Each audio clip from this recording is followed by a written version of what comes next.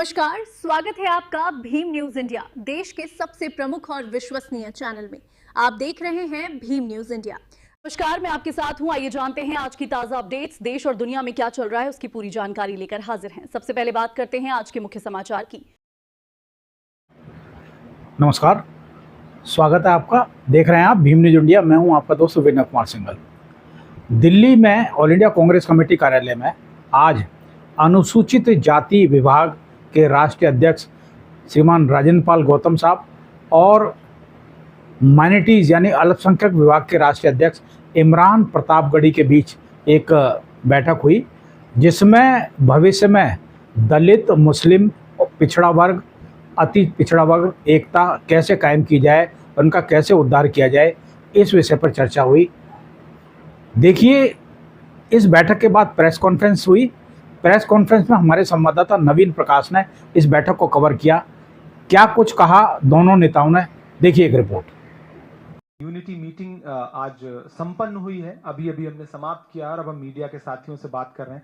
हमारे साथ दलित विभाग के चेयरपर्सन राजेंद्र पाल गौतम जी हैं। मैं इमरान प्रतापगढ़ी आपसे मुखातिब हूं। आज के इस कार्यक्रम में हमने कुछ फैसले लिए हैं, कुछ नए इनिशिएटिव, नए प्रोग्राम प्लान किए हैं और मैं राजेंद्र पाल गौतम जी से चाहूंगा कि शुरू में वो आपको ब्रीफ करेंगे, उसके बाद फिर मैं भी अपनी बात रखूंगा, फिर आपके कुछ प्रश्न भी लेंगे। मैं एडवोकेट राजेंद्र पाल गौतम जी से चाहूंगा कि वो आज के कार्यक्रम में विस्तार से आपको बताएं। धन्यवाद इमरान भाई। नमस्कार साथियों। आज all India Congress committee minority department और ऑल इंडिया कांग्रेस कमेटी अनुसूचित जाति डिपार्टमेंट का एक पहल संयुक्त अधिवेशन हुआ, जो लगभग 10:30 बजे शुरू हुआ और 4:30 तक चला और एक मकसद के साथ ये जॉइंट सेशन हमने चलाया।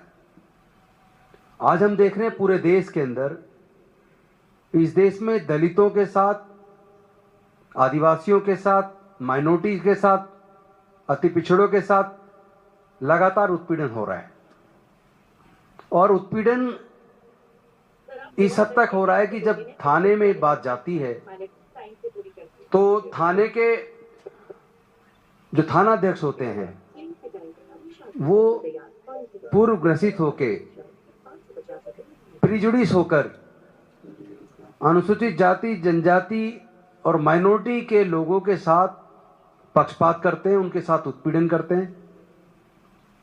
अगर बात को लेकर प्रशासन के पास जाया जाता है तो प्रशासन भी उनके साथ पक्षपात करता है। यहां तक कि कई बार तो देखने में आता है कि कोर्ट के सामने जब बात जाती है तो कोर्ट में भी उनके साथ पक्षपात होता है। जो संविधान में डायरेक्शन है कि सभी को जो पावर मिली है, चाहे कोर्ट हो, चाहे ब्यूरोक्रेट्स हो, चाहे पुलिस हो, सबको पावर संविधान से मिली है और सब पब्लिक सर्वेंट हैं। कार्य करते वक्त उनको जाति और धर्म नहीं देखना चाहिए, कानून से चलना चाहिए, संविधान से चलना चाहिए। लेकिन ऐसा लगता है जैसे ये केवल किताबी बात हो, व्यवहार में न्याय नजर नहीं आता। और तो और इस हद तक है कि जो अनुसूचित जाति, जनजाति के विकास के लिए भारत सरकार ने national scheduled caste development finance corporation, national scheduled tribe development finance corporation, national minority development finance corporation बनाए, उसी तरह स्टेट में भी बनाए। लेकिन उन डिपार्टमेंट्स को बजट नहीं मिलता और उनको लोन जो देने के लिए विभाग बना उनके डेवलपमेंट के लिए, उसमें शर्तें ऐसी लगी हैं, मतलब इतना कम इनकम वालों को मिलेगी कि आप उसमें जो मजदूर है उसको भी उसका लाभ ना मिल पाए। यानी स्कीम बनाई, डिजाइन ऐसे की है कि स्कीम दिखाने को तो स्कीम है लेकिन वो लागू नहीं हो सकती। शर्तें ऐसी हैं, उस शर्तों को आप पूरा नहीं कर सकते। तो हर प्रकार का जो उत्पीड़न है, हमने ये तय किया आज एससी डिपार्टमेंट और माइनॉरिटी डिपार्टमेंट आपस में एक तालमेल के साथ कांग्रेस पार्टी के माध्यम से इन वर्गों की लड़ाई को लड़ेगा। और केंद्र के साथ साथ अब अधिवेशन स्टेट के होंगे, स्टेट के बाद जिले के होंगे, जिले के बाद ब्लॉक के होंगे और नीचे तक का बूथ स्तर तक का हम एक मजबूत संगठन बहुत जल्दी इन दोनों डिपार्टमेंट के कोऑर्डिनेशन से बनाएंगे। दोनों के लीगल टीम भी हम लोग जॉइंट कोऑर्डिनेशन के साथ तैयार कर रहे हैं और इसके साथ साथ अगले अधिवेशन में एससी और माइनॉरिटी के साथ साथ आदिवासी डिपार्टमेंट को जोड़ेंगे। फिर नेक्स्ट सेशन जो होगा उसमें पिछड़ों अति पिछड़ों को जोड़ेंगे और उसके बाद देश में जो गरीब है, जिनको कहने को वो जनरल कैटेगरी में आते हैं लेकिन उनके साथ भी वही व्यवहार होता है जो गरीब है, जैसे दलित के साथ होता है। क्योंकि गरीब की कोई जाति नहीं है ना, उसके साथ ट्रीटमेंट उसी तरह का होता है। उनको भी अपने साथ जोड़ेंगे और उनकी आवाज़ बेहद मजबूती से लेके नेशनल लेवल से और नीचे गांव स्तर तक का एक मजबूत सशक्त संगठन होगा। ऑल इंडिया कांग्रेस कमेटी के बैनर तले और साथ में उसमें हमारा लीगल टीम होगी। जहां भी कोई एट्रोसिटी होती है हमारी joint legal and atrocity team वहां जाके पीड़ित परिवारों से मिलेगी, उनकी हर प्रकार से संवैधानिक तरीके से लीगल तरीके से हर प्रकार से मदद भी करेगी और हम उनकी आवाज़ बनेंगे। और सरकार की जो स्कीम्स हैं जो जिस तरीके से ऐसे डिजाइन किए जिसका लाभ उनको ना मिले, उन सब का बारीक अध्ययन करके उनकी खामियों को दूर करने के लिए उनको हम नोट करके अपने सांसदों के माध्यम से अपनी पार्टी के माध्यम से हम सरकार पर दबाव बनाएंगे कि उन नीतियों को सुधार करें। जैसे फॉर एग्जांपल जो SC ST OBC माइनॉरिटी की जो स्कॉलरशिप्स हैं उसके अंदर स्कॉलरशिप के अंदर ही 2.5 लाख रुपया इनकम लिमिट है, लेकिन जब EWS की बात आती है जनरल कैटेगरी की तो वहाँ 8 लाख है। तो इस तरह का पक्षपात इस देश में SC ST OBC माइनॉरिटीज़ के साथ हो रहा है। इन तमाम मुद्दों को रिड्रेस करने के लिए हम ये सारे डिपार्टमेंट जो शुरुआत आज दलित और माइनॉरिटी कांग्रेस से हुई है, इसको हम आदिवासी डिपार्टमेंट, OBC डिपार्टमेंट, इनको साथ लेके एक बेहद मजबूत, एक ऐसा मजबूत आधार देंगे ताकि इन वर्गों की आवाज़ को कोई अनसुना ना कर पाए। और हम कोशिश करेंगे, ज़रूरत पड़ी तो कोर्ट में भी हर स्तर पर हम इस लड़ाई को भी लड़ेंगे कि जुडिशियल ऑफिसर्स के द्वारा जो निर्णय आते हैं वो न्याय शब्दों में ना हो, न्याय दिखना भी चाहिए। क्योंकि कई बार शब्दों में कुछ है और अंतर कुछ हो रहा है। एक तरफ सर्वोच्च न्यायालय खुद डिसाइड करती है bail is a rule, jail is an exception, लेकिन कई बार ऐसा देखने में आता है जब माइनॉरिटी का व्यक्ति फंसता है, दलित फंसता है, आदिवासी फंसता है, तो वो jail is a rule, bail is an exception, bail is a rule, jail is an exception, वो प्रैक्टिकली फिर होता नजर नहीं आता जो नहीं होना चाहिए। उस पर भी हम लोग मिलके कोर्ट को बताएंगे कि संविधान में जो व्यवस्था है उसको आप इक्वली ट्रीट कीजिए, सबके साथ इक्वल ट्रीटमेंट कीजिए और आप न्याय करें, लेकिन वो जनता को भी न्याय दिखना चाहिए। Thank you very much. धन्यवाद राजेंद्र पाल गौतम जी। आज के इस कार्यक्रम में कुछ महत्वपूर्ण निर्णय दोनों विभागों ने लिए हैं। पहली बात तो नेशनल लेवल पे आज ये पहली मीटिंग थी और जिसमें देश भर के दोनों विभाग के सारे स्टेट चेयरपर्सन मौजूद रहे और सारे राष्ट्रीय पदाधिकारी मौजूद रहे और अब एकजुटता का संदेशा गया। बहुत सारे सुझाव आए। उन सुझावों के आधार पर एक जो बहुत महत्वपूर्ण कार्यक्रम दोनों विभागों ने तय किया है कि देश में लगातार दलितों के खिलाफ, आदिवासियों के खिलाफ, मुसलमानों के खिलाफ, ईसाइयों के खिलाफ, माइनॉरिटीज की जो और कम्युनिटीज हैं उनके खिलाफ लगातार एट्रोसिटीज हो रही हैं और सरकार प्रायोजित एट्रोसिटीज हो रही हैं। सरकार का पूरा सिस्टम उसको या तो अनसुना कर रहा है या उसमें सहयोग कर रहा है। गली गली में इस तरह के लोगों को प्रोत्साहित किया जा रहा है जो इन वर्गों को प्रताड़ित कर सकें।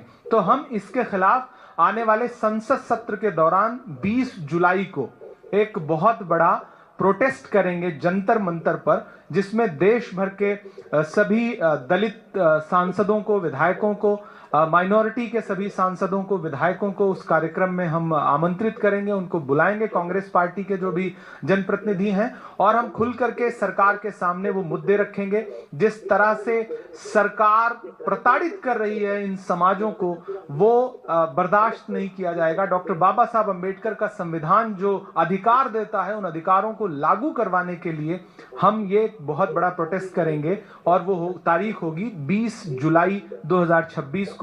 उसका संयुक्त आयोजन करता होगा दलित विभाग और अल्पसंख्यक विभाग। पहला कार्यक्रम यह तय हुआ है। दूसरा महत्वपूर्ण कार्यक्रम यह तय हुआ है कि दोनों विभागों के पास नेशनल एडवाइजरी काउंसिल है, जिससे पिछले दिनों राहुल गांधी जी मिले थे, दलित विभाग की एडवाइजरी काउंसिल से भी और अल्पसंख्यक विभाग की एडवाइजरी काउंसिल से भी। हम इसी जून के तीसरे हफ्ते में हमारा प्रयास ये रहेगा कि हम उत्तर प्रदेश से इस कार्यक्रम की शुरुआत करेंगे कि उत्तर प्रदेश की स्टेट एडवाइजरी काउंसिल दलित विभाग की और अल्पसंख्यक विभाग की, और हमारी जो नेशनल एडवाइजरी काउंसिल है, दोनों का संयुक्त एक कार्यक्रम हम उत्तर प्रदेश में लखनऊ में आयोजित करने चल रहे हैं, जिसमें हम शीर्ष नेतृत्व को भी बुलाने का प्रयास करेंगे और एक बड़ा संदेशा दलित और माइनॉरिटी की एकजुटता का हम उत्तर प्रदेश से देंगे। उसके बाद हम बाकी राज्यों में, देश भर में इस कार्यक्रम को लेके जाएंगे, और हमारी प्रायोरिटी होगी कि जो अपकमिंग इलेक्शंस वाले स्टेट हैं हम उनमें प्रायोरिटी के साथ करेंगे, बाकी राज्यों तक भी पहुंचेंगे। हम दोनों विभागों की तरफ से ज्वाइंट तौर पर आज जो कार्यक्रम किया है, इसको हम राज्यों में भी ले जाएंगे, और हमारा प्रयास ये रहेगा कि जहां भी इस तरह के उत्पीड़न के मामले सामने आएंगे, हमारे राज्य पदाधिकारी दोनों विभागों के संयुक्त रूप से स्थल पर पहुंचेंगे। हम उनको कानूनी तौर पे, सामाजिक तौर पे और प्रशासनिक तौर पे जो मदद बन पड़ेगी विभाग की तरफ से उनको उपलब्ध कराने का प्रयास करेंगे, ताकि उनके मन में ये भरोसा जाग सके कि डॉक्टर बाबा साहब अंबेडकर ने जो संविधान दिया है, पंडित जवाहरलाल नेहरू जी के सपनों का जो भारत है, महात्मा गांधी के सपनों का जो भारत है, और मौलाना आजाद के सपनों का जो भारत है, वही भारत है जहां हम रह रहे हैं, और उस भारत को बचाने की जिम्मेदारी भी हमारी है। तो आज ये 2-3 प्रमुख कार्यक्रम विभाग ने तय किए हैं, और भी कुछ कॉमन मिनिमम प्रोग्राम हमने बनाए हैं, हम उसको बाद में विस्तार से आपसे चर्चा कर लेंगे। ये 3 महत्वपूर्ण कार्यक्रम है जिसका हम जिक्र कर रहे हैं। उसमें सबसे महत्वपूर्ण है 20 जुलाई को जंतर मंतर पे एक बहुत बड़ा प्रोटेस्ट दलित और माइनॉरिटीज के खिलाफ जो एट्रोसिटीज हैं उसके अगेंस्ट में, और उत्तर प्रदेश में दलित और माइनॉरिटी विभाग की तरफ से स्टेट और नेशनल दोनों को मिला करके एक बड़ा कार्यक्रम करना एडवाइजरी काउंसिल का। ये प्रमुख कार्यक्रम है। बाकी अगर आपके कुछ प्रश्न हो तो आमंत्रित हैं, हम और राजेंद्र पाल गौतम जी संयुक्त रूप से उसका जवाब दें।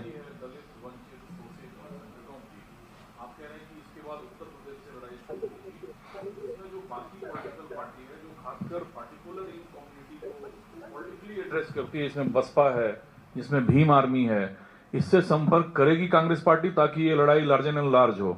देखिए, अभी कांग्रेस पार्टी खुद इस बात की लड़ाई लगातार लड़ रही है। राहुल गांधी जी ने भारत जोड़ो न्याय यात्रा के दौरान जो सामाजिक न्याय की बात की है, उसको अमली जामा कैसे पहनाया जाए जमीन पर, वो काम पार्टी के अलग अलग विभागों का और संगठन का है। हम अभी उस पर काम कर रहे हैं। आप जिस चीज की बात कर रहे हैं वो चुनावी सवाल है आपका। मुझे लगता है कि अगर हम जो लड़ाई लड़ रहे हैं हम उसमें इतने सक्षम हैं राहुल गांधी जी के नेतृत्व में कि हम अपनी लड़ाई बहुत आसानी से और बहुत अच्छे से लड़ सकते हैं। हम न्याय के लिए पहले भी लड़ते रहे, आगे भी लड़ते रहेंगे।